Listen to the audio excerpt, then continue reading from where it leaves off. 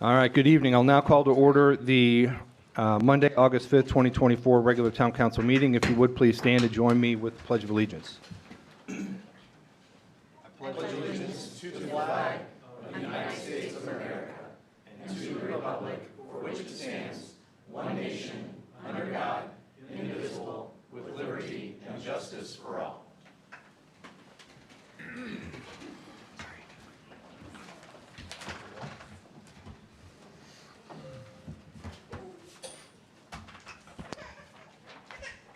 All right, up first on the agenda is the approval of the July 15th, 2024 Town Council meeting memoranda. A copy has been posted. Are there any questions from councilors?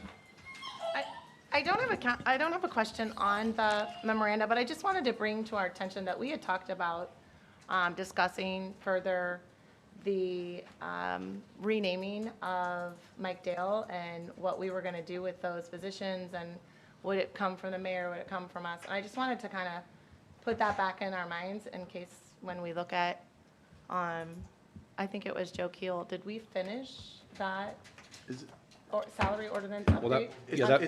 That was introduced at the last meeting, and then we'll Right. vote on that again tonight. So I'm only talking about it because it's from the minutes that I revisited, and it just kind of struck that again, that I personally did not have any interaction with anyone on that change, if we were wanting John to be involved in a change or not. But I thought it was relevant since we had such a long discussion on it, just to remind all of us about that. But otherwise, I think the minutes were fine. Sarah, are you referring to the actual name of the title of the job, or was there something else? I'm not bothered with the title of the job, but we took it further. Do you guys remember poor Joe stood up there for a very long time, and we had just spoken about how I feel like we left some unfinished business with the discussion on the economic development director, and if we were going to leave that name on the books or not. Right. Does that ring a bell? Yeah. So I only bring that up because if I don't say it now, I don't know if I'll remember to say it later, but that was my note I'd written for myself on the minutes. I think it's addressed in a memo in tonight's docket. I don't know if, well, it was on there when I read it. It talked about what Joe had talked about last. So I think we'll vote on that tonight through the salary ordinance. Yes. Any other comments from councilors? Otherwise, I'd make a motion to approve. Second. Second from Councilor Norris. All those in favor signify by saying aye. Aye. All those opposed, same sign. Motion passes 7 in favor, 0 opposed. Up next is the approval of the July 2024 payroll claims. Are there any questions from councilors? Otherwise, I would entertain a motion. Motion to approve. Second. I got a first from Councilor Melton, a second from Vice President Burke. All those in favor signify by saying aye. Aye. All those opposed, same sign. Motion passes 7 in favor, 0 opposed. Up next is the approval of the August 5th, 2024 claims. Are there questions from councilors? I do have a question, or more of a statement. I'm just still seeing these Barnes and Thornburg bills come in 3 at a time, and I just feel like there's got to be a better procedure for this. I have concerns that we're overlooking other invoices in some way. If it's the retainer or the monthly billing, I don't see why we're putting 3 through at a time. So it just makes me wonder if we have, I don't know, you would know more about this, if we have other vendors who are not being paid timely, and we just want to make sure that that is happening. Or that the procedure that we've talked about, if Cindy, if it's going into more of an accounts payable system, that will keep this more on track. I think that's important to know. Any other questions from councilors? Well, I did have one more, sorry. There was a note, I just kind of wanted to make this like a public statement. There was a note that we received about a correction of a double entry from the old system into the new system.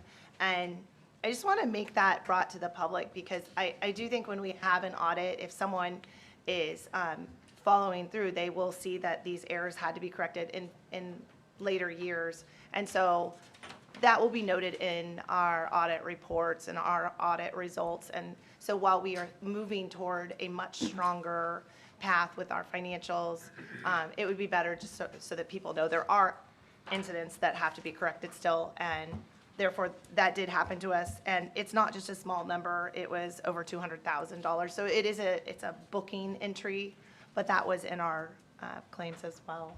So I'm just noting it for the public. Anything else from counselors?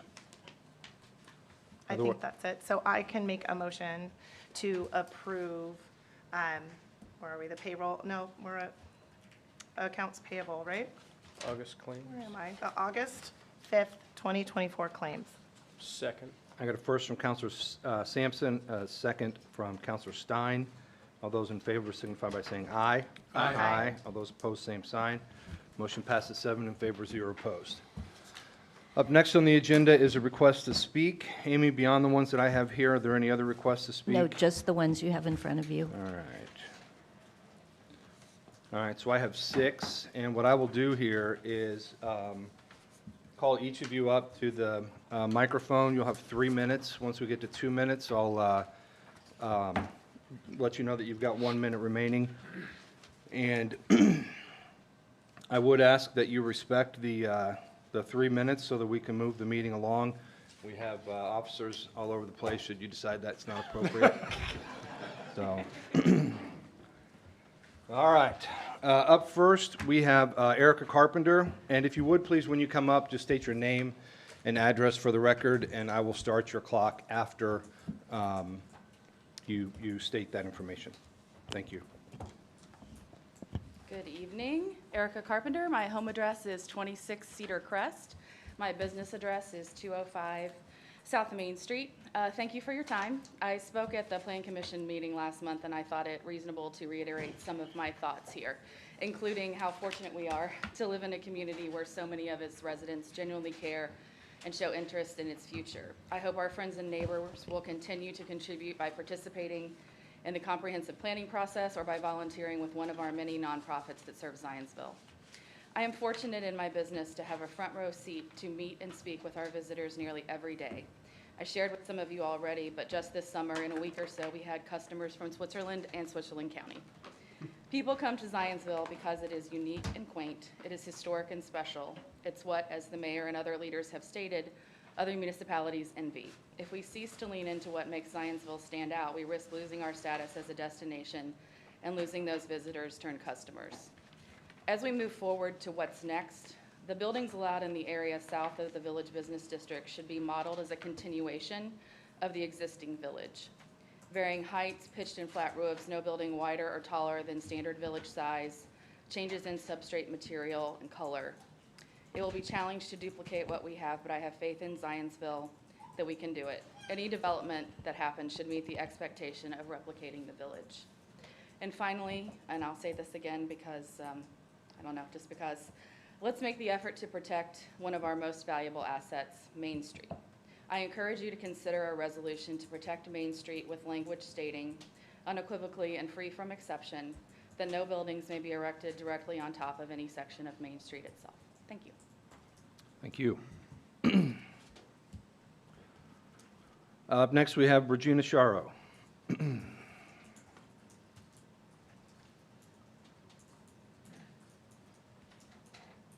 Good evening. I'm Regina Sharo. I live at 1838 Cornish Drive, and I have a couple homes in the village as well. I'm here, I just wanted to bring attention to an IBJ article that was written recently about the South PUD. In that article, the mayor said that he actually told the town council not to give too much consideration to a very small and overly vocal group of people who don't offer alternatives. And as one of those members of that group, I want to just remind people that we have offered alternatives. From the very beginning, we have asked, instead of rushing this PUD through, please wait for the comprehensive plan. Please build townhomes and condos instead of large apartment buildings. Please expand Main Street south of the village just as it is now. Retail, restaurants, not large apartment complexes. We've also asked that we wait until we absorb all the apartments that are being built all around Zionsville before we make more new apartments down in South Village. We've also asked that you don't block South Main Street, just as Erica said. And also, we've just sort of reiterated over and over, we want to make sure that our schools are properly funded and taken care of before we add more people and children to our schools.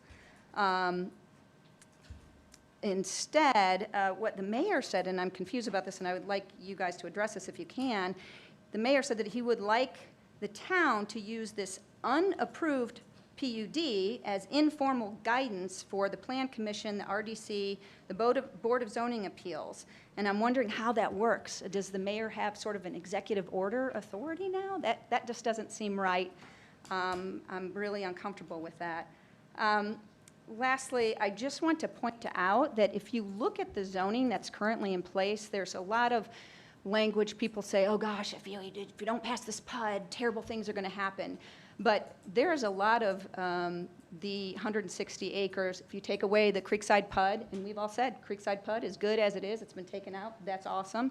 You take out the Cove PUD, that's awesome, it's 24 townhomes, love it. There is a lot of VBD, Village Business District zoning already. So the mayor used to talk about the cushion along Zionsville Road. That's already zoned 35 feet, no bigger than 5,000 square feet. It has a lot of restrictions that everybody would love. No apartment buildings can be built in any of that 160 acre area currently. I'm going to run out of time, so I won't start the next topic. Thank you. Thank you.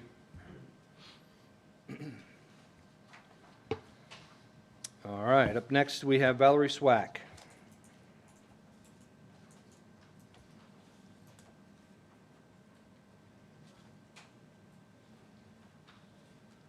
Good evening, Valerie Swack. My address is 9703 Hunt Club Road, and we also own 98 South Main Street in Zionsville and 88 First Street. All right, first I would like to say how grateful I am for this exercise with the South PUD, because you know the saying, sometimes you don't know what you have until you've lost it. So this PUD made me realize that what Zionsville could be if we actually don't fight for it. I have a lot of concerns with this plan, and I am thankful that the mayor has asked for it to be pulled. I would like to share a very quick top 10 reasons that I'm concerned about this. Regina talked a little bit about the zoning. I've heard it say that we need the PUD because it tightens the zoning. That is not true. Actually, the zoning is better under the current code. Most of the property in the PUD is zoned urban VBD. VBD keeps the scale and quaintness of the village intact because it specifies 5,000 square foot maximum for any single use on the first floor and 35-foot high buildings. That means that no major industrial-sized building can be built under this code. So let's take apartments, for example. VBD currently does allow for residential units on the upper units. So it's somewhat true to say apartments are already allowed, but the difference is the scale. The current zoning allows versus what the PUD will allow. The 5,000 square foot that is the base is the size of most of the buildings along Main Street right now. With a VBD, a building this size that meets the right requirements could have at a maximum maybe 10 to 12 apartments above it, living units above the first floor. No one is opposed to that because it is really in keeping with the village. And I've also heard some people say, oh, well, the zoning right now could allow for big box retailers to go in under VBD. That's not true. VBD allows integrated center floor areas to be a maximum of 15,000 square feet. That's about the size of Bender Square. And to note, most big box retailers only allow 50 to, they want 50 to 100,000 square feet. I'd also like to say the PUD's overreaching, South Village. It's not just the South Village, it's a lot of the North Village. Fourth, the wording is very vague. If you tell your kids you must eat veggies, it's really different than you should eat veggies. This PUD uses the wiggle words like must and should, may 74 times, but should is only used 17 times, and must is only 11 times. You have to think about those things when you're passing something like this. Also, it gives too much power to the planning director, not that he's not good or his designee, but it's too much power to do buffer, screening, building materials, even deciding on the intent of the PUD. Those are all given away. So I appreciate that you said you have the final say on the apartments, but there's no definition of apartments in there, and that's scary. average of 900 square feet for apartment. That means there has to be just as many 450 square feet. Thank you so much. Thank you. And Thanks, one last Valerie. point, nobody ran on this. Up next is Julia Schultz.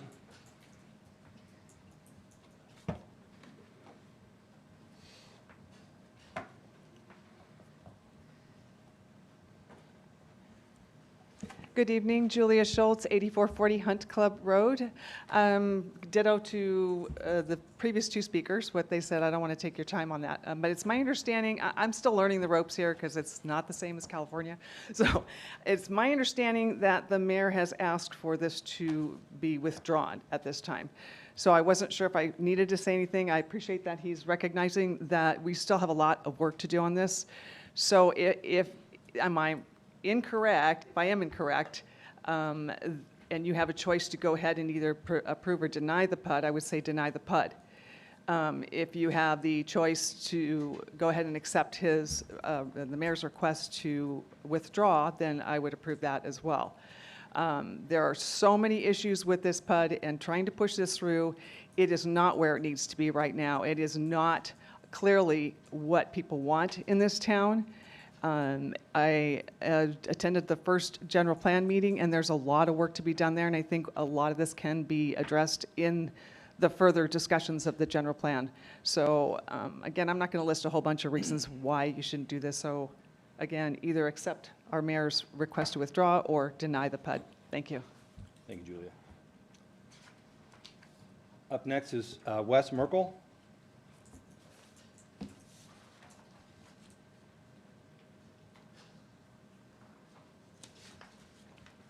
Good evening. Wes Merkel, home address 2817 High Grove Circle. Thank you for the opportunity to speak. We've lived in Zionsville for a few years. I've worked in Zionsville for a lot more. It's been interesting to watch this evolve over the years in some different forms. We've always appreciated the vibrancy of the village itself. It's such a wonderful place. I think part of keeping it a wonderful place and maybe even enhancing it in the future is making sure that our businesses that they have the foot traffic, they have the folks patronizing their businesses. And reality is, to do that, we need residents. You know, Zionsville is competing with our neighboring communities who are growing much faster. Good for them. That doesn't have to be us. But part of the mix and keeping it vibrant is keeping folks coming to the village. I don't think it's necessarily a bad thing to see a more diverse housing stock. A few apartments, fine. Somebody mentioned, you know, owner occupied, like condos, townhomes. That's great too. I think there's a lot of opportunity to give folks in different stages of life and you know, coming from wherever they're coming from, opportunities to live here and enjoy our community just as we all do. There are a lot of things we appreciate about the South Village PUD. I think that the mayor's staff and the team of folks that's working on this has really done a terrific job in putting together a quality plan. Is it perfect? Probably not. You know, there's opportunities to improve, sure, but I'd like to encourage the council and the mayor and staff to keep things moving forward, keep the conversation going, fix the things that y'all think need to be fixed, and move forward with this. Thank you very much. Thank you, Wes. Last one I have here is Matt, and I'm sorry, Matt, is this Cole or Coke or, sorry, Coke? Coke, yeah. All right. Hi. Yeah, thanks for having me. I'm Matt Koch. Address is 4211 First Flight Circle. I'm here to share kind of a story, background, why my family located here. Where we often joke we're like refugees from the state of Illinois. And I think a lot of people can, I mean, you laugh, so you instinctively know what that means, right? And so we came from an area, north suburbs of Chicago. 20 years we were living there, and we steadily saw the decline over the years for a lot of the same reasons the town council is battling with right now. So I guess I would encourage you to not make the same mistakes. And I think I'm coming from a point where I sat on the sideline for those 20 years and watched the decline because everyone's busy with everyday life, and you think, what can I do to affect change? So I think, God put me in this position right now to say, like, I've seen this direction. I know where it goes. There's lots of examples we can look to in just one state over to see where it goes. Let's just be brave and courageous and not make that same mistake. I think, you look at this issue, I think instinctively, and everyone in this council and then in the audience knows in their heart that this PUD is bad for Zionsville. And I think the question is collectively, can we summon the courage and the bravery to say no to big business and big developers and just resist that temptation for like endless growth just for the sake of growth? Because I think what the developers are asking us to do is mortgage the future of Zionsville. And I'm not prepared to let that happen because we moved our entire family away from our family in Illinois to come here. And you guys have done a great job protecting Zionsville for what it is. And this is another big test, and it probably won't be the last one either, because there's always big business eyeing to take a place like Zionsville. And I mean, they don't mean it in a bad way, but it's just what they do. They develop for the sake of development. And I think, again, collectively, we just understand that's not the case, or that's not good for Zionsville. So I think we all have the right heart. We know what to do. We know to say no to this just endless development and mortgaging the future and what makes Zionsville special, just to please a couple developers. And I just know in my heart that you all do the right thing related to that. And then also for some, just to give you inspiration on something to do differently, one of the good things from where we came on, Libertyville, Illinois, north suburbs of Chicago, they had a Independence Grove Forest Preserve that was a really like unique hybrid design of public-private partnership that created a forest preserve, but then hosted events and just supported all the small businesses in so many ways. So I would encourage you to look into that, and I have some information here on the data related to that and how it works and how it's a great alternative. Let Carmel and Fishers have the big developments, and let's do something different. We have smart people in this town. We can do something different that pleases everyone. Thank you. Thanks, Matt. All right.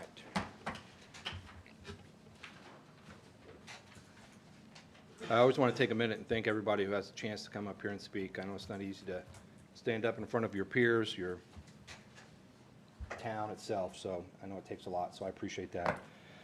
I think before we move on to the mayor update, I do want to, because there was some questions just about this, just to be clear, we will be taking a vote on this PUD to either approve it or deny it. We're not voting on a withdrawal, okay? So that is something just as a point of clarification. All right, up next, we have the mayor administration update, and Mayor Stair. Good evening. Good evening, councilors, and good evening, everyone. I'm going to begin tonight on a very positive note. You've probably noticed that we have a lot of firefighters back there tonight. They're here to support Ed Frank, who is going to be sworn in as a merit engineer tonight. Ed's family is here as well. But before we swear him in, Chief Van Gorder has a few words that he wanted to say. Excuse me. Thank you, Mr. Mayor. If I could ask Ed Frank and his wife, family to come forward. As they're coming forward, I'd like to tell you a little bit about Ed Frank. Ed began his employment with the town of Zionsville in July of 2006 as a part-time firefighter.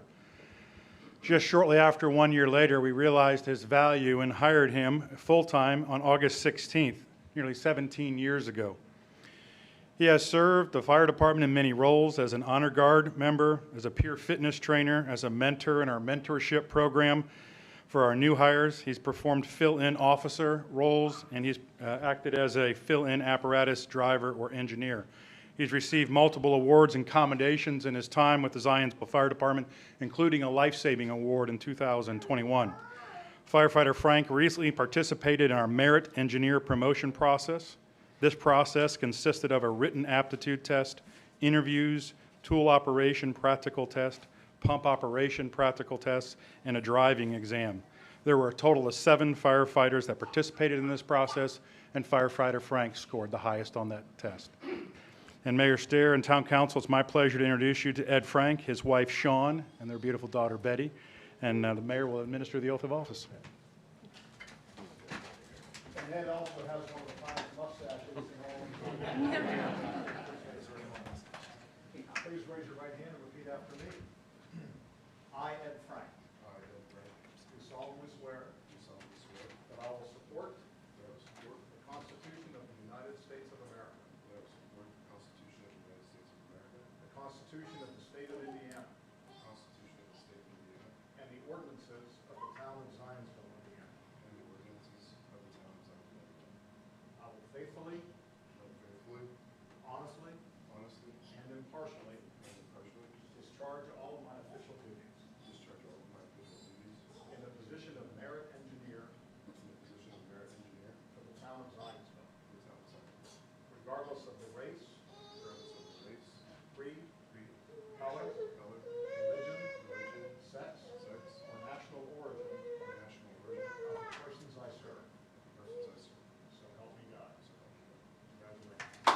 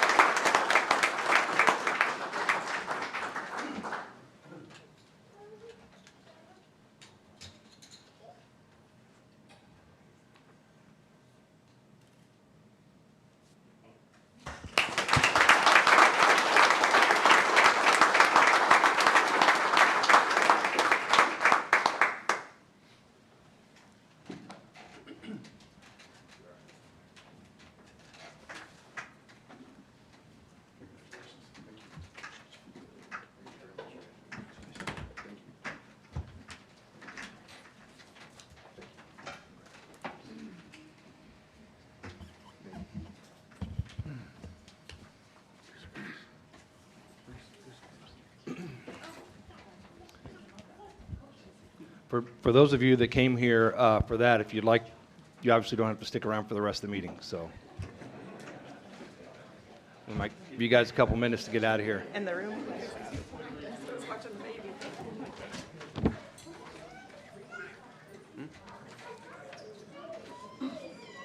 Danger guy.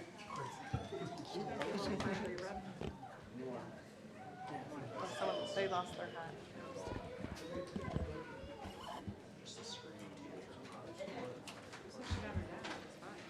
Somebody left their hat on the ground. It's tan. I don't know. Oh, it's your buddy that we work out with. You're welcome.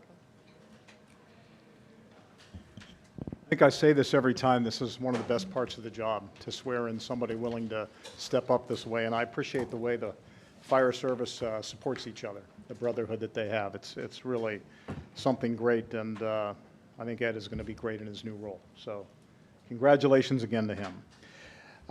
Also tonight, our new Deputy Mayor, Justin Hage, started today.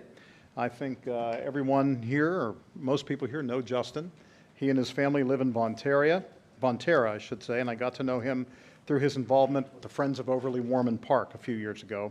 He's also a leader in his neighborhood HOA, former president of the Pathways Committee, and until very recently, the vice president of the Redevelopment Commission.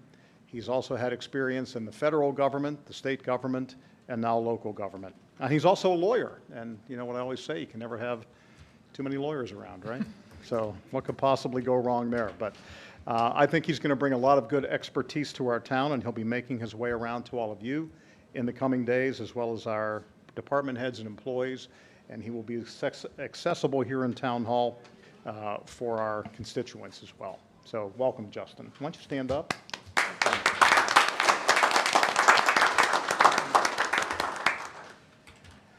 Also, the comprehensive plan process has begun in earnest.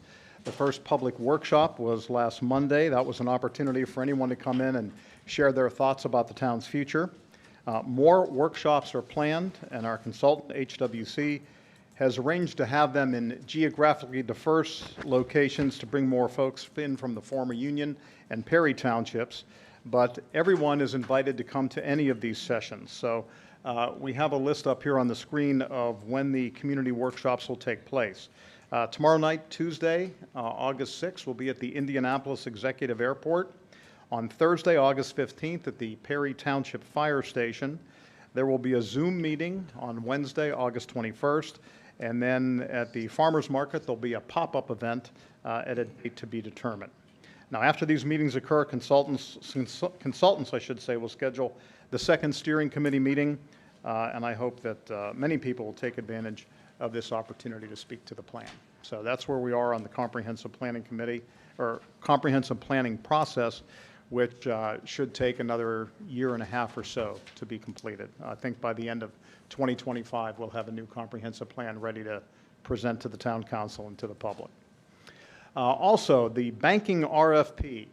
You may recall at your last meeting, I told you we would have an update on the banking RFP process tonight, but the agenda is rather full, so I thought we would postpone that discussion until the next meeting on August 19th. But I will give you a little preview. We have gotten proposals from 9 different banks. We've had 100% response here in Zionsville, and we have some very good options that we will be prepared to discuss at the next council meeting, which will be on the morning of August 19th. Also, budget workshop number 1. Before that, we'll give everybody a chance to take a look at the 2025 budget at the first budget workshop. We're planning to do that a bit differently this year. We're going to do it in this room on August 12th at 8 a.m. And for those of you who are not able to be here in person, we will stream it, and that stream will be public, so anybody can watch it. It has been posted already in accordance with Indiana's open door law. Also, we will present a first look at the 5-year financial plan that will include a plan to spend down our reserves.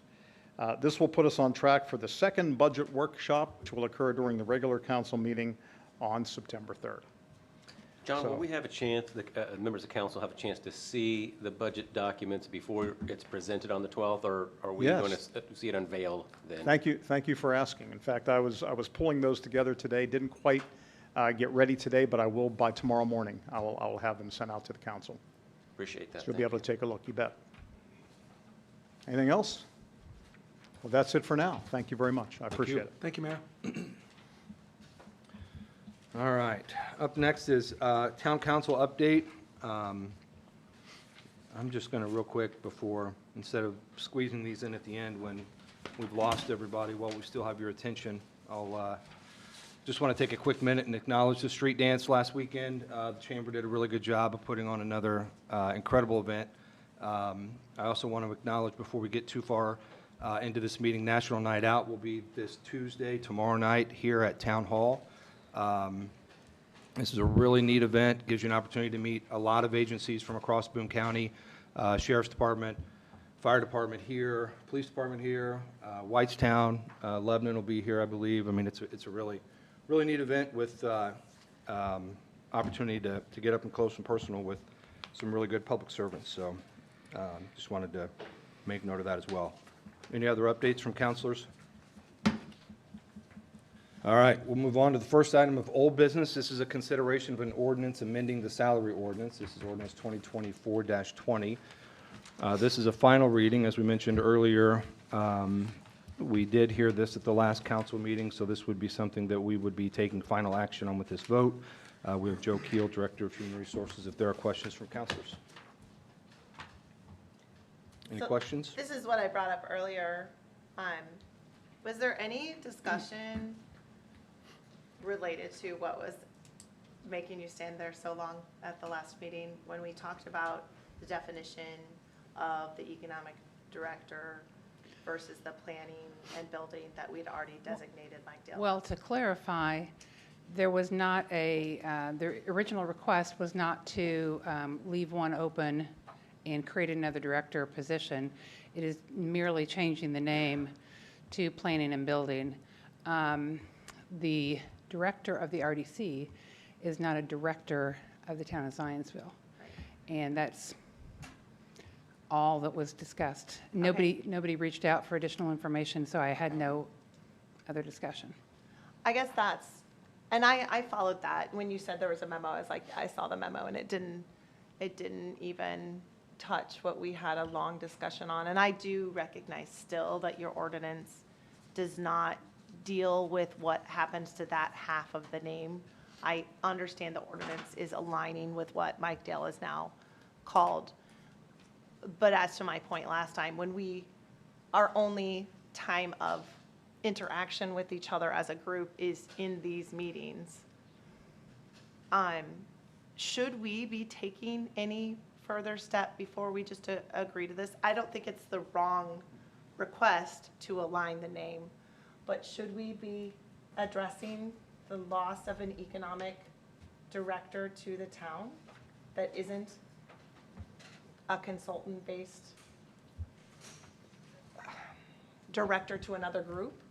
We have said now by what we're doing that the town, am I wrong that the administration no longer has an economic director?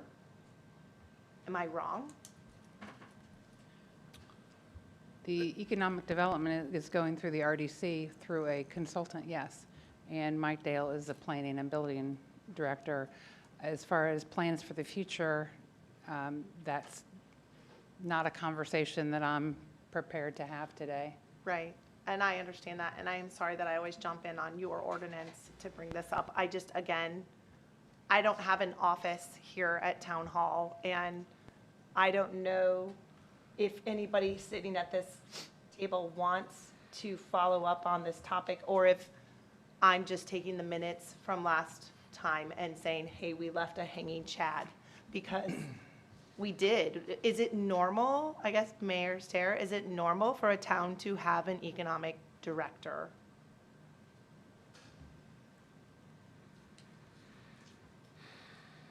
In Zionsville, economic development runs through the RDC. And the change that we're asking for in the title of Mike Dale is simply to reflect what he's actually doing. It's not changing any salary structure, it's just Right. to identify what the job that he is doing. I want to be clear, I actually totally understand that I'm hijacking something right now, but I Right. don't know how to address it otherwise. Right. Do towns, in their administrative director sides, usually have an economic director? Well, I don't know about usually, some towns do. Some. Other towns do it the way we're doing it. Okay. It's just a choice that we're making. And we did have that, right? We had that through the last administration, right? We had an employee that was in charge of that. That's what you're asking, right? So we had that. The current administration has changed that. And Yeah. I think there's some teeth to what you're saying with regards to whether the economic development director has an allegiance to the town or not, through being an employee who would answer directly to the current administration as opposed to a subcontractor. To a separate group?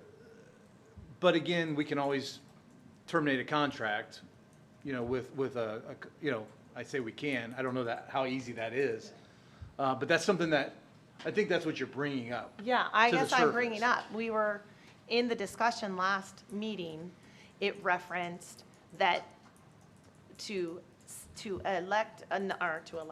hire another director of anything has to be a discussion between you and us. Correct.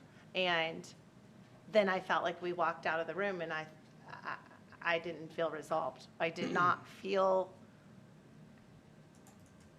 sure that our economic interest should only be in the RDC's procedures. But maybe I don't understand, and I'm open to you telling me I just don't understand that is how it is done, because I got the impression that is not how it is done, that generally we had a historical person. Mike Dill has more planning and building projects, and so I understand that's why he's now called that. That's great.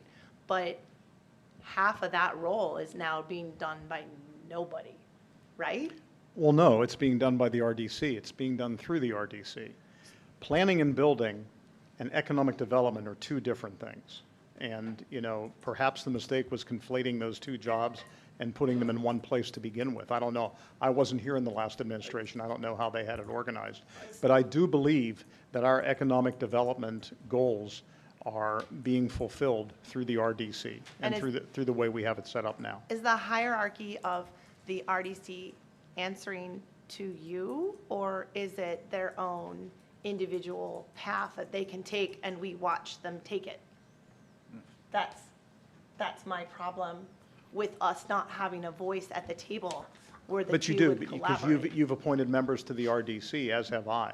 So the RDC is answerable to us, to you as a council, and to me as the mayor.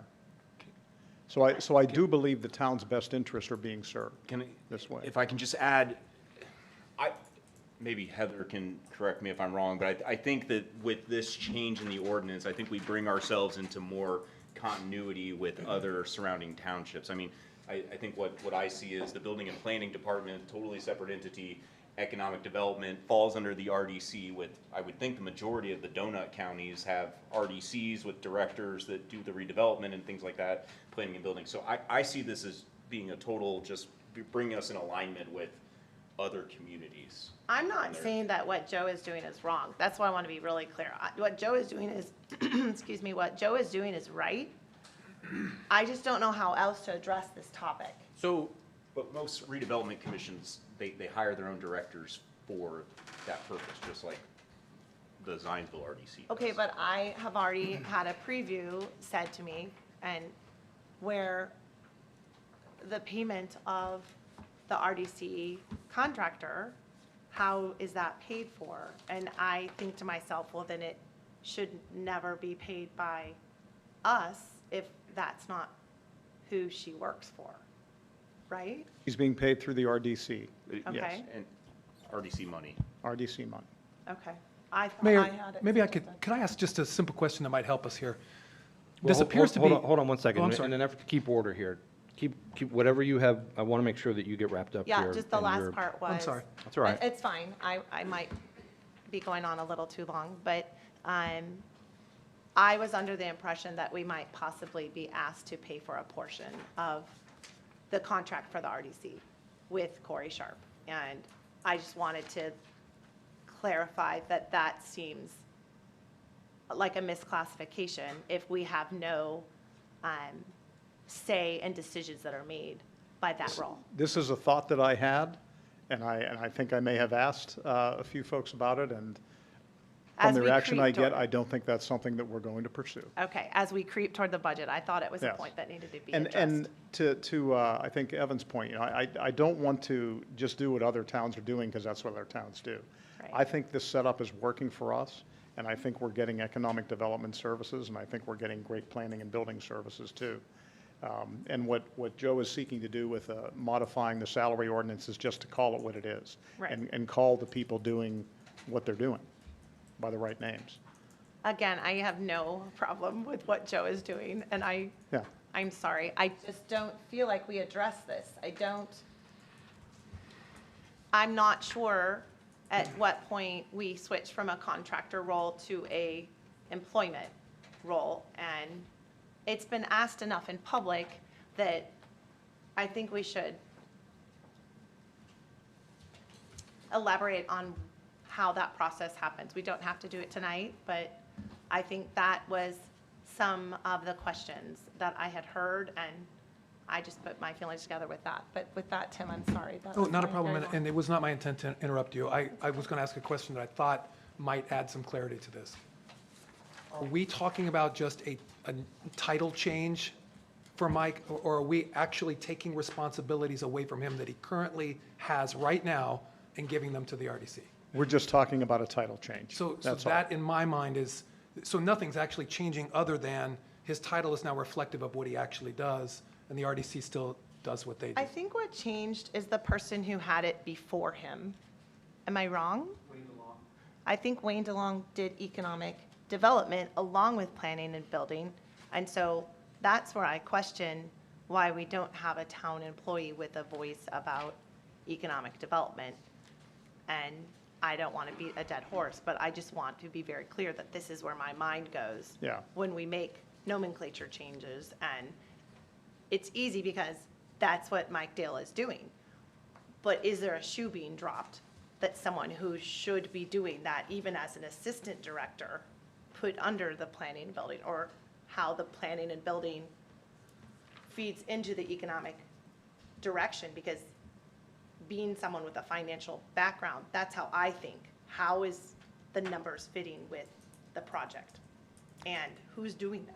I wasn't here for the previous administration, so I really can't speak to that. But I can tell you that the RDC has been organized into a much more relevant group in the past 7 months that I've been here. And I think that we are getting the economic development services that we need in Zionsville through the RDC. And we are paying our consultant $180,000, but if she was a town employee, it would cost us more with not only the salary that a director would make, plus the fringe benefits that go with it. So, you know, from that sense, you can look at it and say it's a bargain, that we're getting somebody with a great deal of experience, a great deal of relevant experience, whom I think is doing a good job, and the town is paying less than if we made another position and had someone in that role as a director. Okay. John, the question I have is, we've got in the building and planning department, and maybe this is Joe or John, I don't know, we've got 3, 6, 9, 12 people listed under building and planning. Director of Planning and Building is obviously Mike.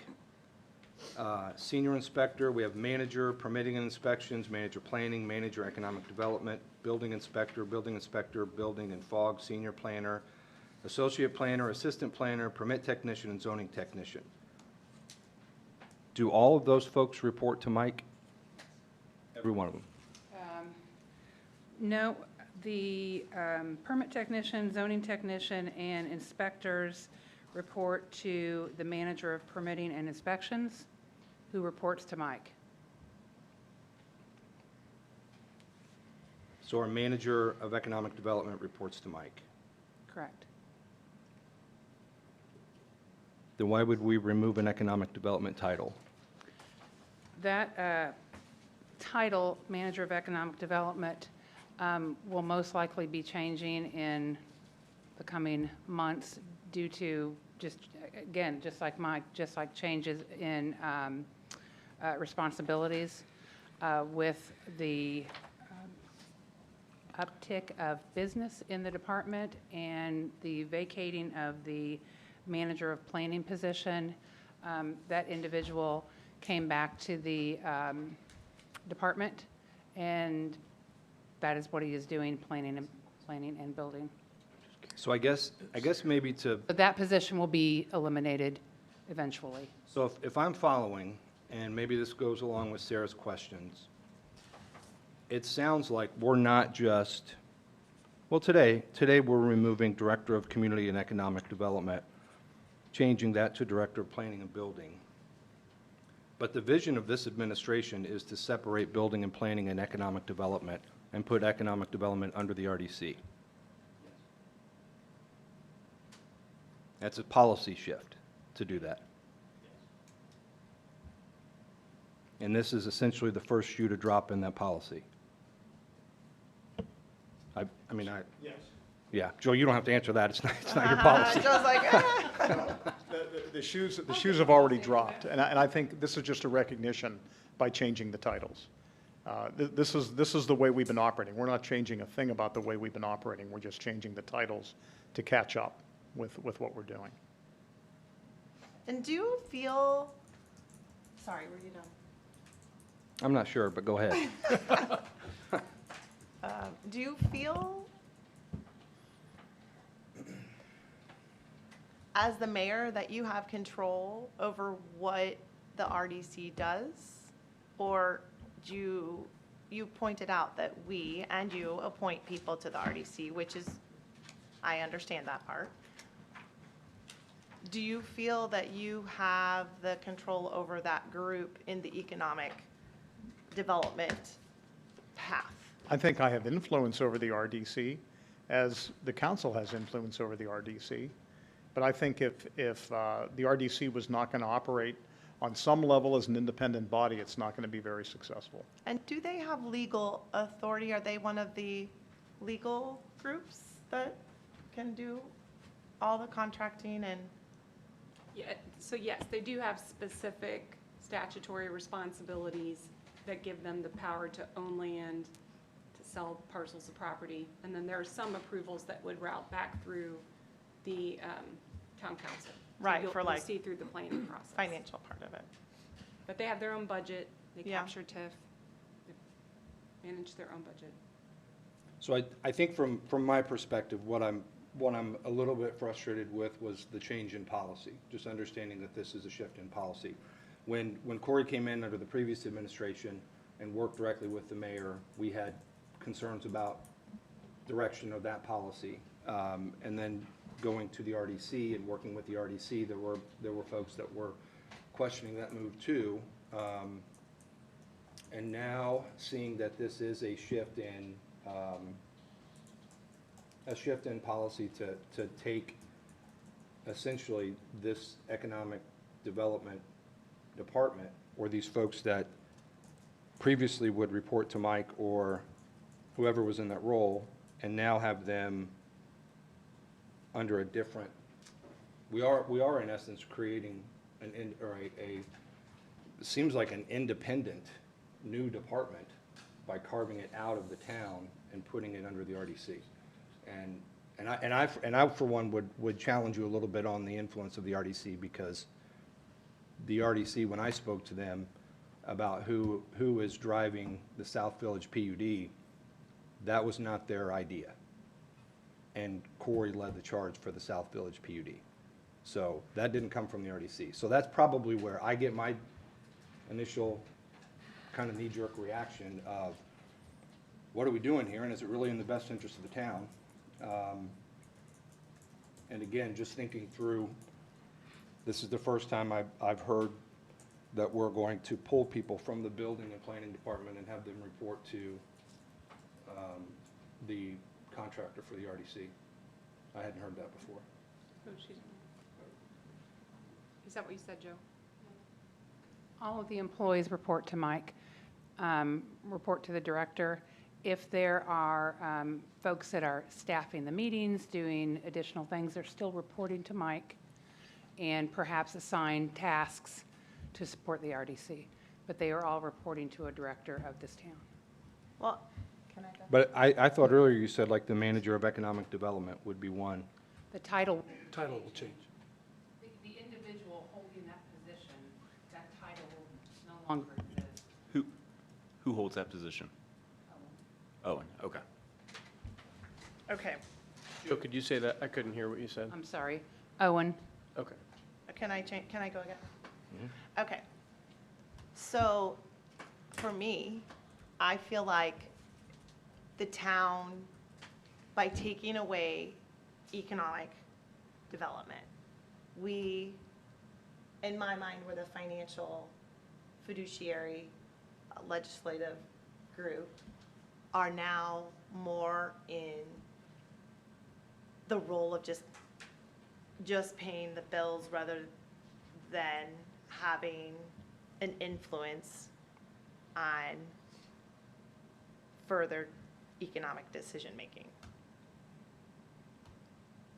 Well, I guess that's one way to look at it. The way I would look at it is that you have more influence because you have members of the RDC that are appointed by the council. You know, I don't know that this is a policy change. It's just sort of, you know, it seems to me to be administrative, taking the resources that we have and channeling them in a different way that I've thought would be more effective, and I think have been more effective. I mean, if the concern is that we're not getting the economic development efforts that we should, I believe we are, and I believe we're getting a better economic development effort now than we were in January. I think we've improved in that way.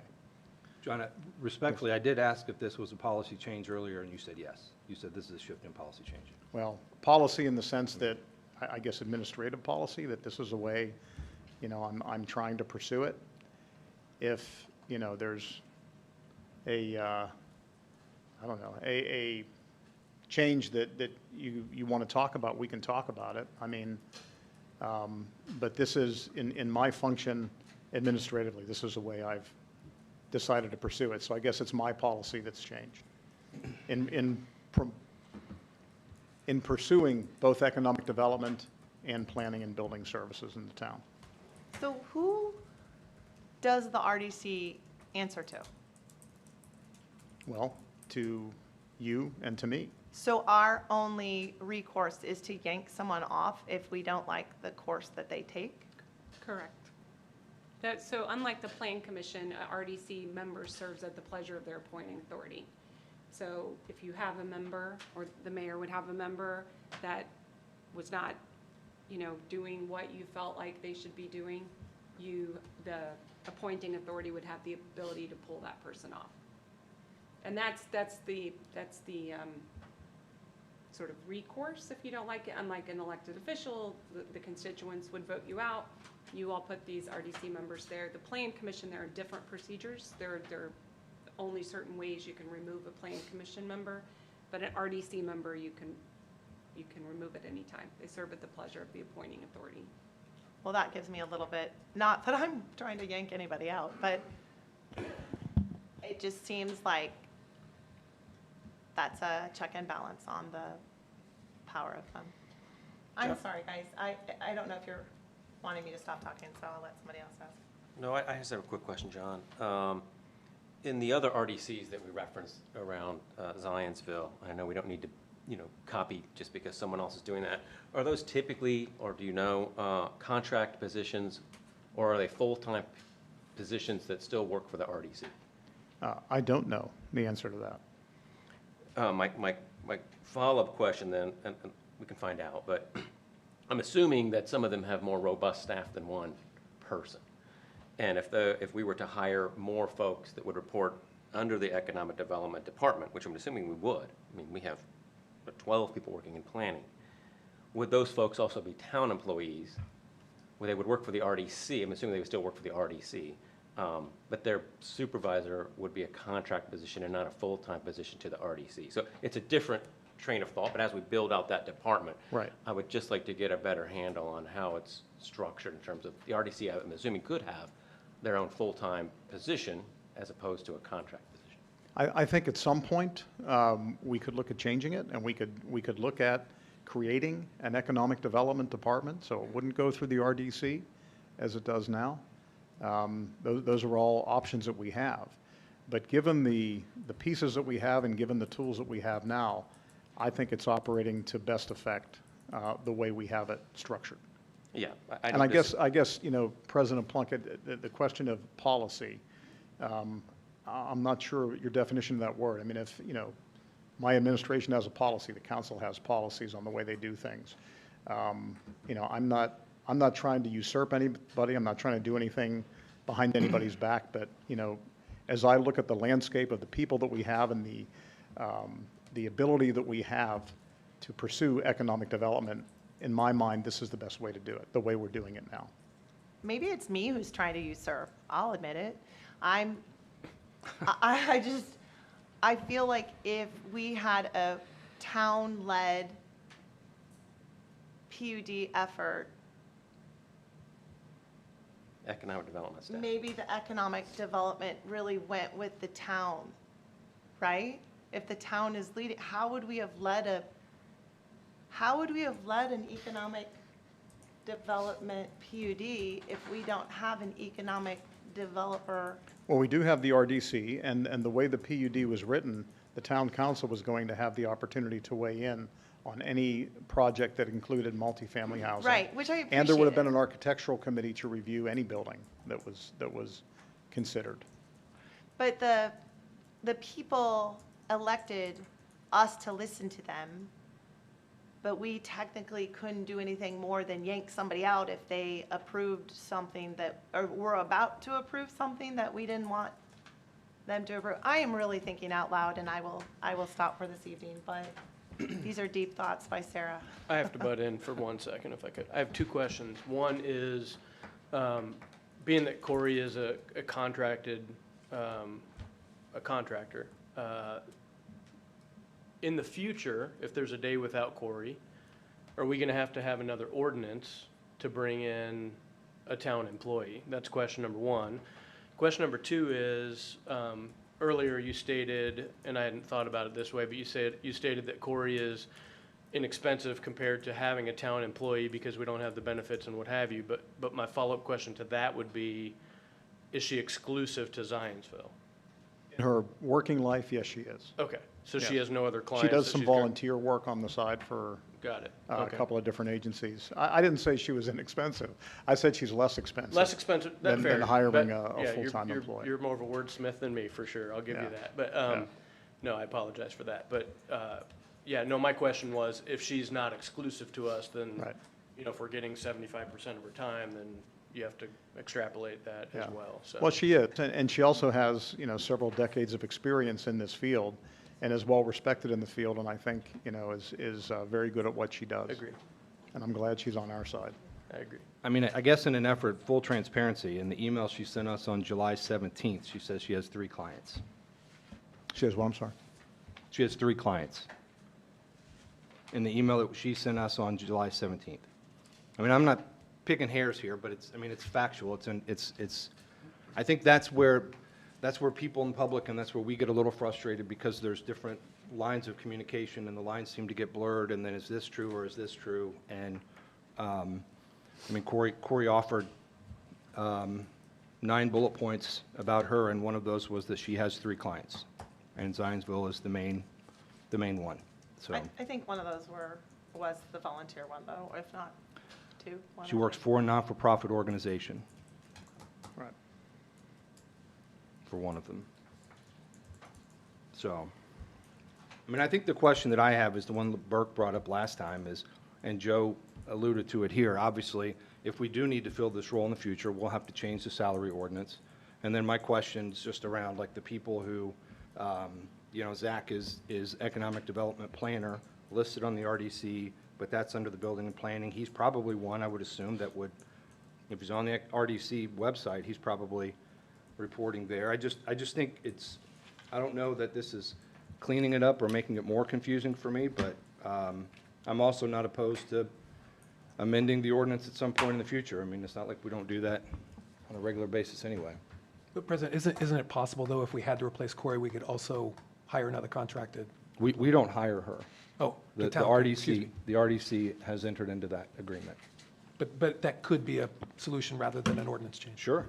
If the RDC feels that's the direction, of But course. we're allowed to talk to the RDC at all times, right? We don't have to back off? Yes, they don't have any ex parte Yeah. communication rules. Okay. And I would just say, I think there's a mix. I mean, I think several surrounding communities have a director of economic development. I can think of Carmel, Indy, Fishers, Westfield, just off the top of my head, because I know those people. And then we also, have other sources of economic development. So for example, using the Boone Right. Economic Development Corporation, so, other places where economic development opportunities are being brought to the town. Heather, in those examples, are those the folks they report into the town, they're town employees? They're, Or yes, they they're report town to their own employees. RDC? And I think, I think several of them are appointed by the mayor. Now, they may be shifted in terms of budgetary to the RDC, and they may be paid out of the RDC. And that's not uncommon. I'm thinking of Carmel has Nick Weber. I think the mayor named him, but then I think he's paid for by Yeah. the redevelopment commission. So then does he report to the mayor? Probably the RDC. So, I meant both. yeah, I don't have it in front of me. I don't want to Yeah, misspeak or no, no. mislead anybody in the town. I'm happy to research it. I would want to be clear. I just think it's a mix of all different ways that people do economic development. Is, I guess the point I was trying to make. It's probably a conversation for later, as we, really, again, it's not, at least for me, it's not kind of trip over it. It's more of like, let's vision how we see this department growing and make sure that we're structured and set up to do it the best way possible. My initial question last week was, do we just hold that position as an unfilled position in the org chart in case we need it? And the answer was, we really can't. So I think, to Jason's point, if we decide that we want to go in a different direction later, we would just amend the ordinance and put a position back in. But I do think this whole conversation kind of begs the question, let's do some more research just around how other communities are doing this and doing it well. And are we setting ourselves up to do that, or are we not? And if we are, then that's fine. Let's roll with it. But if we need to make a change, then I think we should reconsider. It doesn't change really what Joe's presenting right now. I think is really outside of this specific proposal, but there's significant questions because it does shift. We're seeing a significant shift in terms of how we, as a community, approach economic development. It is a shift. Right. And just to be clear, to piggyback on what Joe presented, it's not eliminating a position from the salary ordinance. And so if at some point, there was a desire to have a director of economic development reporting to the mayor, for example, we would have to go back in and add that position, fund that position. Correct. And that was part of the discussion And last week. create a new department. Who would be creating it? He would come to us and ask us for the director of Right, economic. so, correct. So under the reorganization resolution 2014-11, there's language that says if the mayor wants to recommend a new department, you bring that forward to the town council, and then the town council would approve a new department. You can restructure departments, et cetera. So if I can say one more thing, I think in the meantime, we are getting bang for our buck, and I think our economic development apparatus is working well. If you want to talk about a structural change in that, we can certainly talk about that, but. I don't need to hijack it anymore. So. No, it's okay. I think that what we're doing is good. I So think the we're on the the right bang for track. our buck is the RDC's paying for it, right? Yeah. Right, right. I have a question for Joe, real quick, please. So was Mike Dale hired as Planning and Economic Development as his title? He was, Community and Economic Development in his title, right? because that was the title of that director. About the same time, Corey and Mike were brought in about the same time. The previous administration felt like it was very difficult to have one person managing building and planning and economic development. Let's get people that are professionals in their field of economic development, and then let the planners and builders do the planning and building. And so that was the methodology that we looked for when we were looking for a director. But the title at the time remained Community and Economic Development, which was changed at some point 4 or 5 years ago.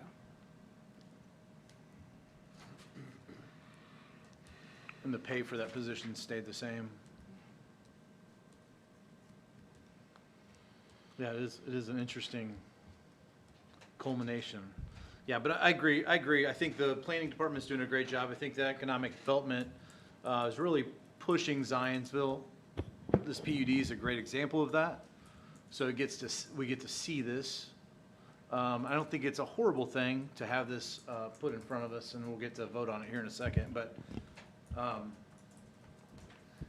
think we just like heads of departments because we feel like they're going to answer to the town of Zionsville or the mayor or the town council, and I think that's where some of the pushback on this council is, and maybe the community as well. So that's all I have. Any other questions for Joe or the mayor?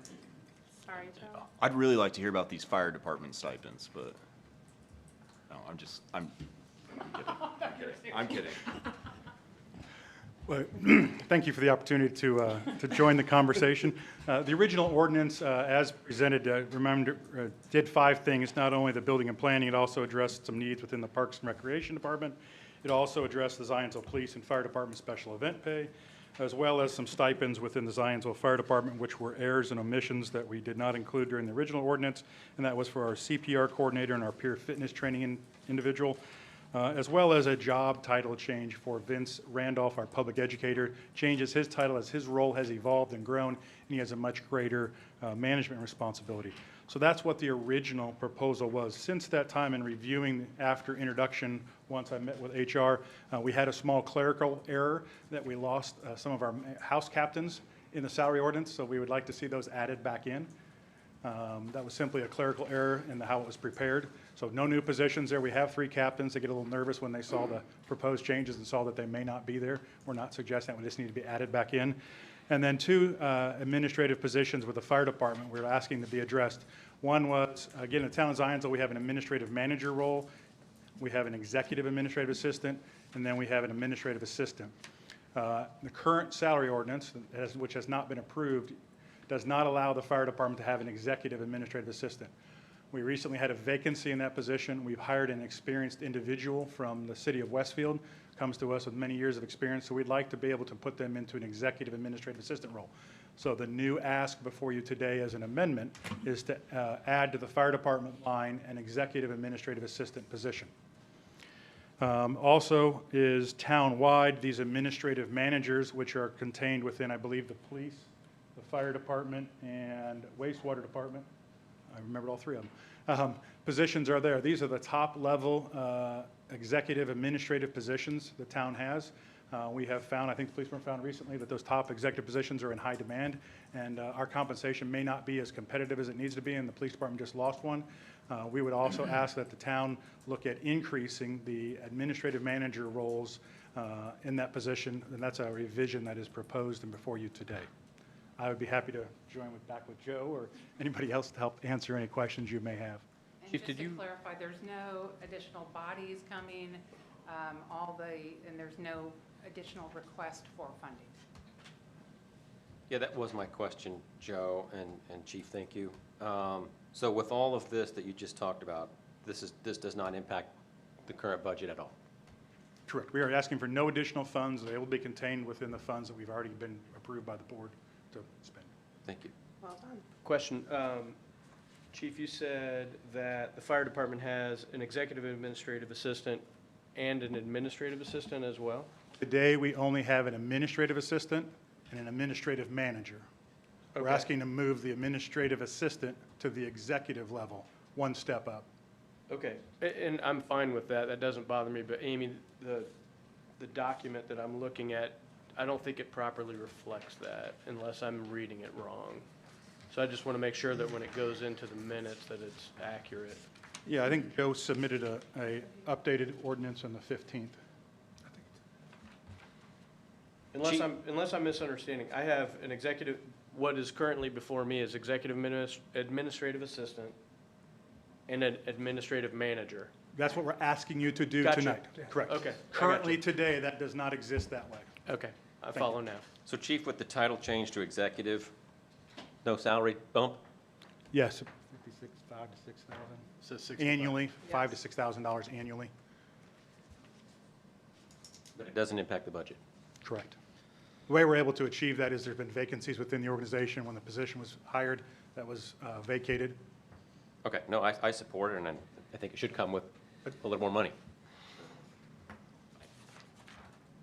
You said you wanted us to amend something, but, or is this document, the proposed ordinance reflect all those changes? Correct. I'm just calling to your attention that what was introduced, that what you have before you this evening, is a new revised since your introduction. So I'm Got not it. sure Heather will help guide you if you wish to move forward in that, what that motion should be, because it does not match the original introduced document. Thank you for that. So, okay, so it has revisions. I knew there was a ordinance title change, Or number change. number change, but there's actual substantive revisions as well? Yeah, in the email July 15th from Okay. Joe Keel to you and Amy.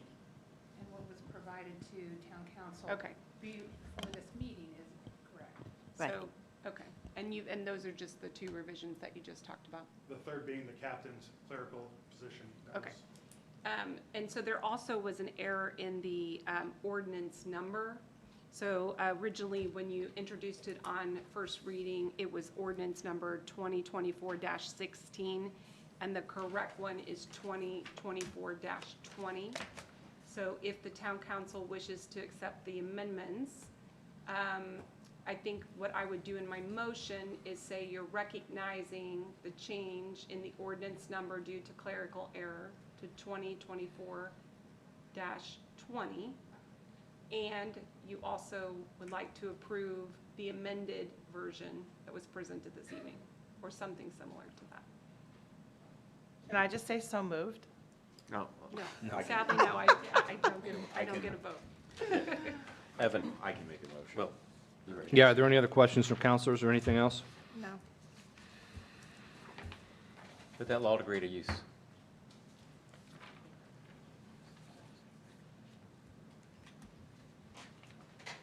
I would entertain a motion, sorry. I will go ahead and make a motion to approve on final reading what has been deemed ordinance number 2024-20, which was previously known as ordinance number 2024-16 and I move to approve that with all of the amendments that are currently contained in the updated ordinance number 2024-20 that was included with our packet that was distributed to the public for this date. Second. I got a first from Counselor Norris, a second from Counselor Sampson. All those in favor signify by saying aye. Aye. Aye. All those opposed, same sign. Motion passes 7 in favor, 0 opposed. Next, moving on to new business. We have a consideration of an unsafe building order. This is, we have Mike Dale, Director of Planning and Building, and we would probably have Mike come up and introduce this. We've had a couple of changes since the packet, so. Right. Good evening, everybody. Mike Dale, Planning and Building. This is a case that's been ongoing for about 6 years, where the planning department issued a permit to a gentleman at 495 Eisenhill Drive for an addition to a house.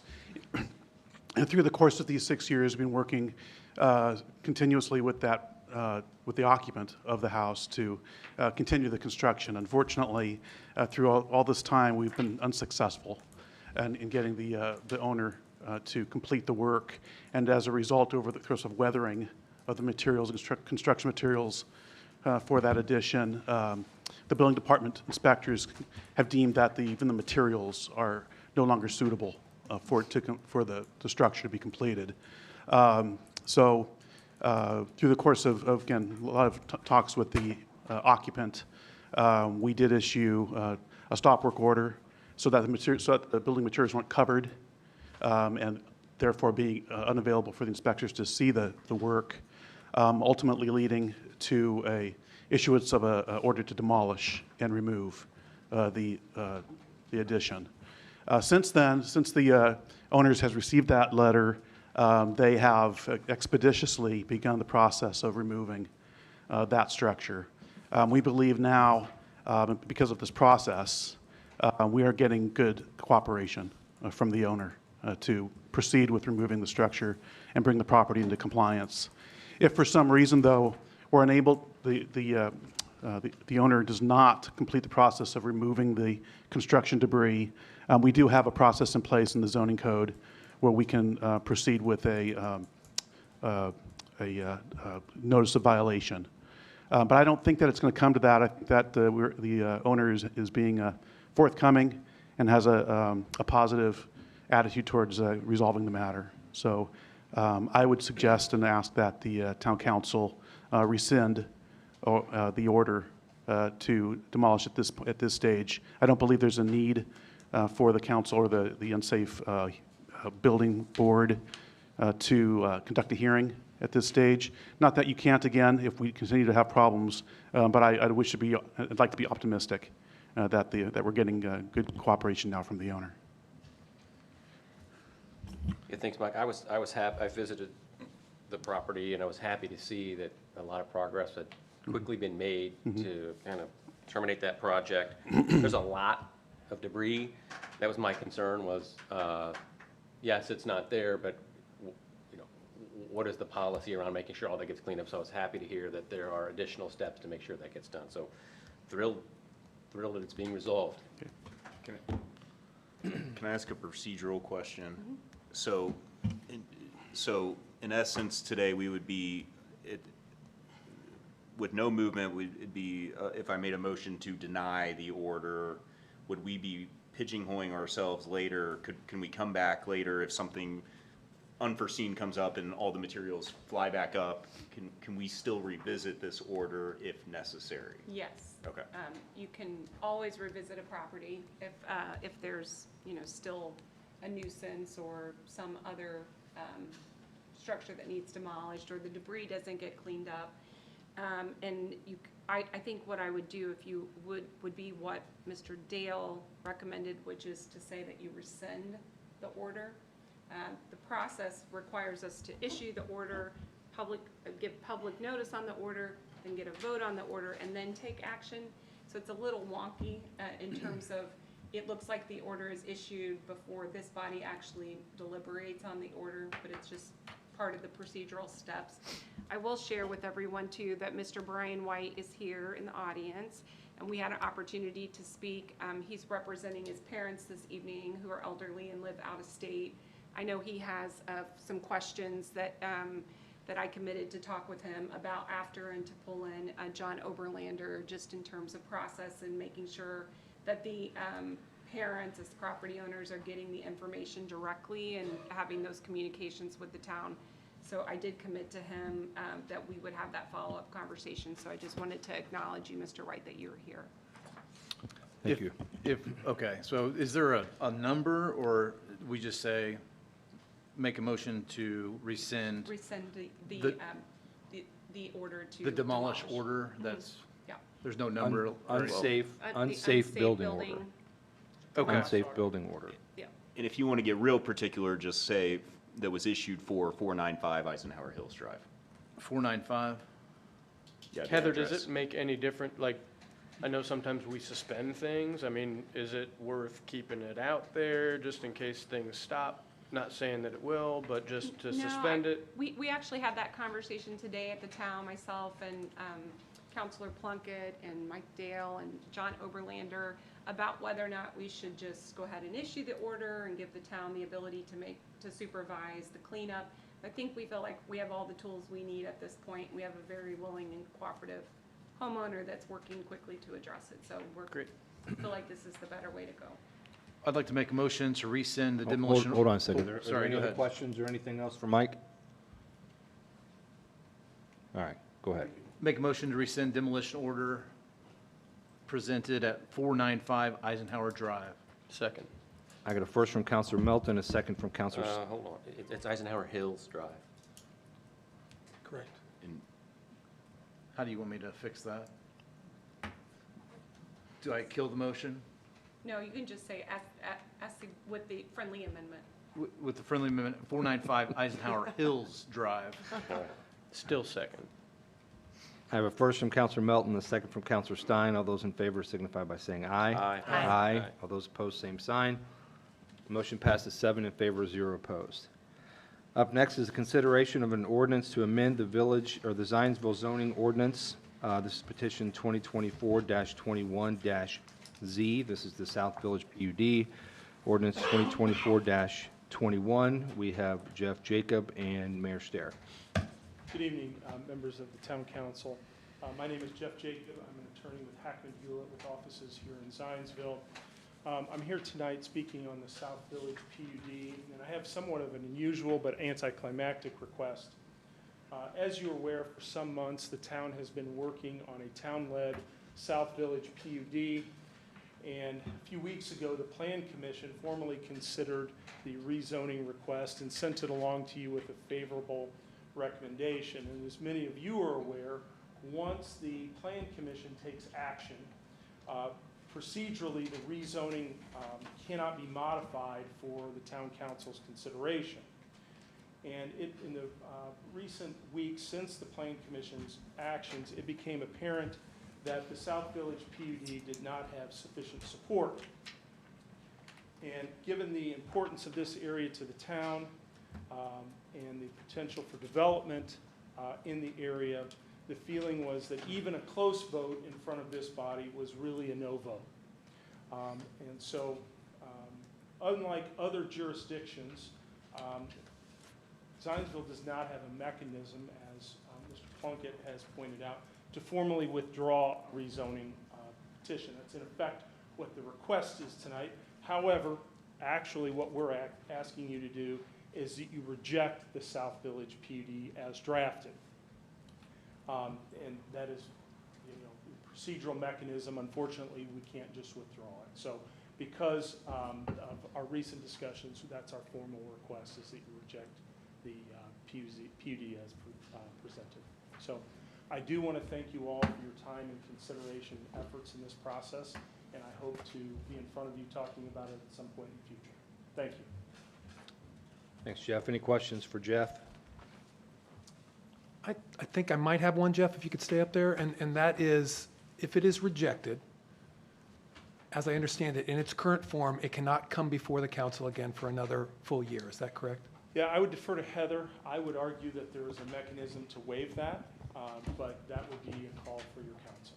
And I would agree that there is a mechanism to waive it. So the Plan Commission would be the body that would be authorizing a waiver. Under the Plan Commission rules, they can waive it for good cause shown. They can waive that 1-year waiting period. That's really the only way. We couldn't waive that, and the mayor couldn't waive that, but the Plan Commission has the authority to waive that rule. It seems a little ambiguous to me, so what would constitute them reconsidering it prior to that year timeframe? Is it just additional changes that the public has asked for? I would be speculating, but I would suspect if everyone came together and found agreement on what a South Village PUD should look like, that seems like that might be good cause shown. Okay. It would be successful, but Mike, I mean, we don't use it very often, but it's really at the discretion. It really isn't defined. Typically, the Plan Commission, the rule is that if there's a substantial change to the project, then they can reconsider the project again within 12 months. And I think that's what we're talking about here, would be a substantial, significant change to the original proposal. Yeah, and it is somewhat unique, usually, and I think one of the uncomfortable portions of this, at least for the Plan Commission, and I would speculate with many of you all, is that you don't have a project that was in front of you, a tangible project to look at and say, here's what it's going to be. That, when we talk about good cause, because this was town-led and covering so many acres and so many different parcels, that is a unique element of this, and so, who knows what that may look like in the future, but good question. Thank you for that. Just wanted to get it on public record. Thank you. Mayor, quick question. Since this is a town-led PUD, just thinking ahead and looking forward to the next claims, who pays Mr. Jacob? Is it the RDC or is it going to be? I was contracted through the RDC. Okay. And I don't care about my title.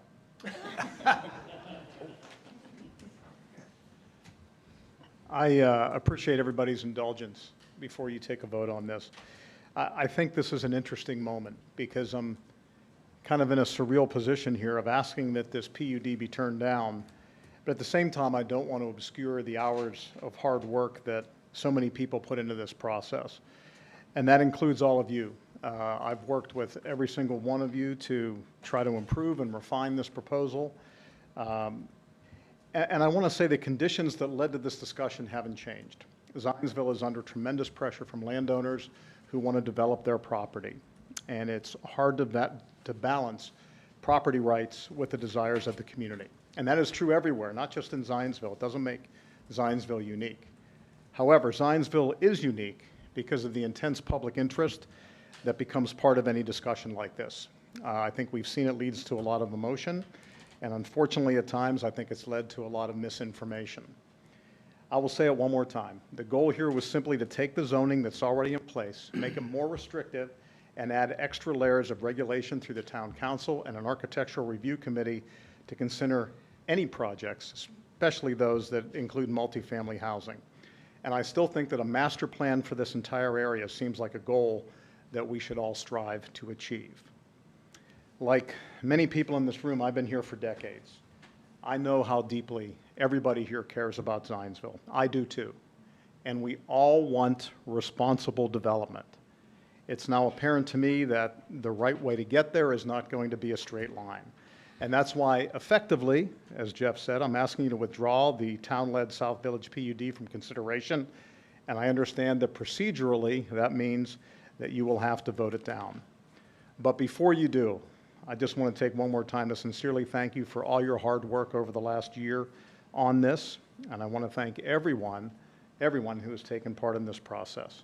Zionsville is always better when more people get involved, and I'm confident that this journey is going to lead us to a better outcome because of it. So thank you. Thank you. Are there any questions for the mayor or Jeff? I have a comment or two. I feel like when I've come to meetings like this prior to being on this side of the microphone, I was always frustrated when someone in the audience would ask some sort of question and then it's just kind of left out there and the people are wondering, well, what's my answer? So I tried to write down a few things based on the speakers. And Erica, you and I will have to get together at some point because I'm not sure exactly what your resolution that you desire is. Do you feel like there is going to be a building popping up in the middle of Main Street? That's a question because you asked to have no building on top of Main Street. So I don't know if you're asking for not allowing the 2-story buildings to become 4 stories, or if you think there's going to be like the Christmas tree that we all used to hit, is there going to be a building in the middle? So that's something I'd like to get a future conversation with you. I do think, Regina, that there is some emotion that comes on both sides with people questioning the work, and maybe that wasn't the right, I'm going to say it probably wasn't the right words to describe the people who were vocal in their opposition. No one likes to be labeled as being too loud when they're standing up for something they believe in. And I do hear the alternatives that you gave. I think condos and townhomes were really kind of getting the cry out there that people want, which sounds ideal and would be great. I do struggle with not standing up for property rights and the developers who do own the property that they are ready to roll on. I haven't spoken to them.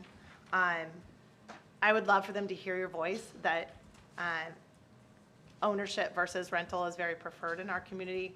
But that's what it is for you at this point, is it's your voice because it is their property rights. So hopefully some modifications can come out of the voices that were able to share their thoughts. I do want to say that I gave a large list, and I said this to the Village Residents Association, where there was a meeting that Mayor Stair had alerted the public that this was coming, that he was going to, he said withdraw at the time with the mechanism.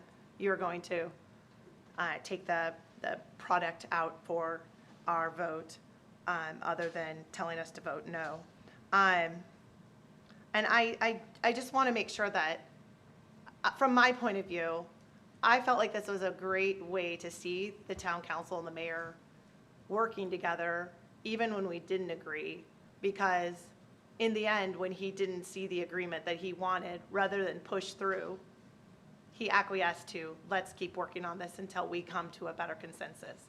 I do think there's a concern overarching from, there are people who want to have the affordable apartment living in the town that they say to bring their children here, or just to have a smaller place to live that doesn't come with maintenance of owning a home. But I think the main consensus that was having a lot of people have trepidation on this project was the lack of the ability to see what the effect of the apartments that are being built currently or are already planned to be built.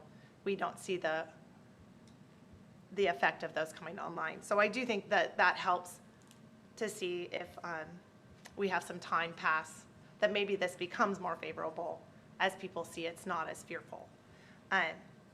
But that being said, I do think we as a town have to define who we are and who we want to be, because I do drive through the South Village all the time, and I do see the empty lots and the rock and the crumbling old parking lots.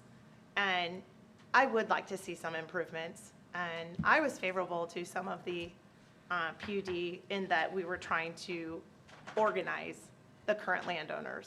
So I do think Valerie Swack has some great knowledge about the zoning and the controls and the checks and balances. And the fact that you said that nobody ran on this, Valerie, I actually have to disagree a little bit, because my district asked a lot about the South Village. And that's just, it's just a wide range. Some of you probably didn't talk about the South Village, but I am the village representative, and I was in forums talking about the gateway, and I think the change in nomenclature did affect people. I do think it seemed like it was new because of the new name, and that might have been an error on your part to deviate from it being called the Gateway Project. But I think West Merkle has a great point. I would love more businesses. I would love more entertainment. I would love more restaurants. But we as a community have to take care of each other and help our business owners. Shop local shouldn't only happen on local Saturday in November. And then the last part for Matt Koch. It is brave of all of you and all of us to stand up and say, no, we don't want this part of it. And for John Stair to say, okay, let's hit a reset button. So there's a lot of this that comes down to what we know what to say no to. Maybe as a community, we need to come together to say, what are we going to say yes to? And maybe we just had too big of a project going. And that's why I'm not afraid. And I never was afraid that we had to control the developers with the PUD. I'm here for it. I can take it one at a time. But I want to still send the message that I think Zionsville is open for business. And I look forward to economic development, even if we don't have an economic director within the town. Anything else from counselors? Just real quick, I want to echo John in thanking everyone from the community and the staff and the folks who serve on the Plan Commission for tackling this, and a lot of hours and hard work. I do see value in this process. As John stated, the more people engage in the community, the better. I think we found some clarity. I don't know that we found the exact balance, but maybe we got progress to finding that exact balance, and maybe we can still get there. There is still a lot of work ahead, and I think a lot of what this discussion over the last few months will feed into, particularly maybe the comprehensive plan. The gateway that everybody references is an amendment that this council passed a couple years ago to the comprehensive plan. And so as we encourage everybody in the community, I know tomorrow night seems to be a little bit of conflict because there's two amazing things happening. But I would encourage everybody to continue to stay involved in crafting the comprehensive plan, because this portion, even though it's not a zoning change, will amend what potentially is already in the plan under the gateway area that we passed a couple years ago. So again, the discussion I think has been hearty and healthy, and hopefully it will continue, and I think it will end up driving further conversation and perhaps some decisions here in the coming months, and if not a year. These pressures won't stop. We have lots of acreage in Zionsville. The comprehensive plan is so important. We have Perry Township, Union Township, all that farm ground. And then we have our little heart, just South Village. These pressures won't stop. They're going to continue. I believe firmly the next 10 years, we're going to see the largest growth of Zionsville that Zionsville's ever seen because of things like this, the South Village pressures, and we have to show up for those comprehensive plans because it's going to be super important to guide our next 10 years of development. I just want to add real quickly, this council up here has received literally hundreds of emails. We've been in meeting after meeting. I know I've seen the mayor present multiple times, lots of one-on-one discussions. Everybody was prepared to vote tonight, had the mayor not wanted it back, with their heart, with what they thought was the right thing to do for our town. And however that vote came out, I know that I was comfortable with it because I know the work that went in to getting to this point. There were many, many revisions that were made. Mayor Stair compromised a great deal on what he originally had planned. The one thing that I want, and the reason that I asked Mr. Jacobs the question I did about, do we have to wait a year or can it come up before? I don't think there's any question that I think the mayor would prefer for this to move forward in less time than another full year, which means for all of those folks that wrote emails to us saying, please just wait for the comprehensive town plan, the timelines still don't mesh. So I would just ask the public to keep coming with positivity and ideas, and let's have respectful discussion. Let's keep kind of the personal attacks out of it. Some of the emails I've received didn't make me feel real good about my town, and I think there's an opportunity to do this the right way. We can get there. We can get there, and we're on our way. And I am incredibly proud of this group and of the mayor and everybody that has come forward to add their commentary to this. It'll probably still not be a unanimous vote. We got to get comfortable with that, right? But ultimately, I agree with Sarah. I've driven past that gravel parking lot for what is it, 23 years? I'm ready. I'm ready to see some positive changes to our town, but it has to work for the vast majority. And to that point, Mayor Stair, thank you for taking the bullet and pulling this off, and let's work on it a little bit more, and we'll get there collectively as a town. Anything else from councilors?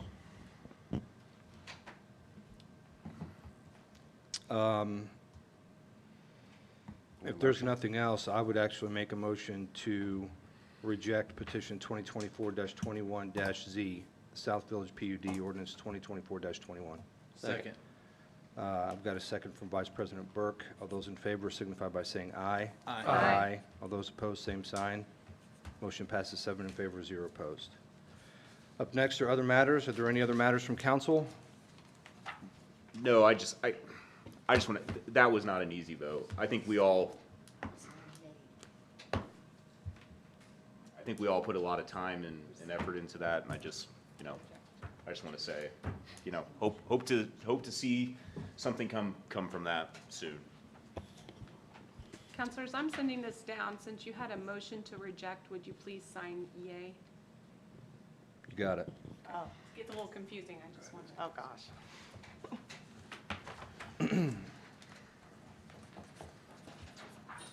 All right. Well, while that's coming down, yeah, if there's nothing else from councilors, I would just say that, I appreciate the public input and dialogue around this process. That's how you get to the position where you can make the right decisions or feel like what's the right decision. I love this town.